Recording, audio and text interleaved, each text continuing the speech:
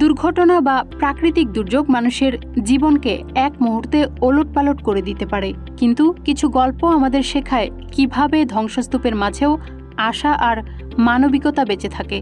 তেমনি এক অবিশ্বাস্য গল্প ভেনেজুয়েলার 10 বছর বয়সী এক ছোট্ট শিশুর। এক ভয়াবহ ভূমিকম্পে লণ্ডভণ্ড হয়ে গিয়েছিল তার চেনা পৃথিবী। সেই দুর্যোগে মারাত্মকভাবে আহত হয় এই শিশুটি। চিকিৎসকরা অনেক চেষ্টা করেও তার একটি পা বাঁচাতে পারেননি। মাত্র 10 বছর বয়সেই তাকে হারাতে হয় নিজের পা।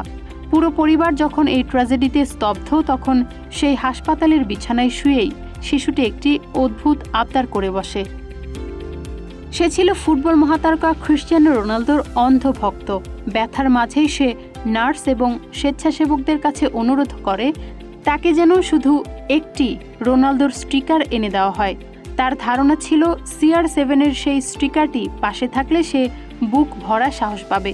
একটি ছোট্ট শিশুর এই আবেগের কথা সোশ্যাল মিডিয়ার মাধ্যমে দ্রুত ছড়িয়ে পড়ে, আর তা একসময় পৌঁছে যায় খোদ ক্রিস্টিয়ানো রোনালদোর কান পর্যন্ত।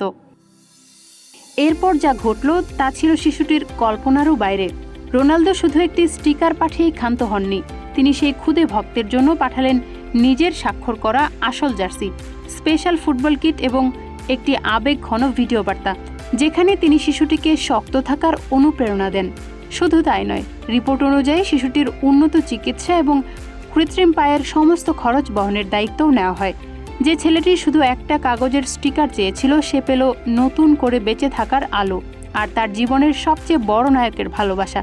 রোনালদো প্রমাণ করলেন তিনি শুধু মাঠেরই রাজা নন, মাঠের বাইরেও এক বিশাল হৃদয়ের মানুষ।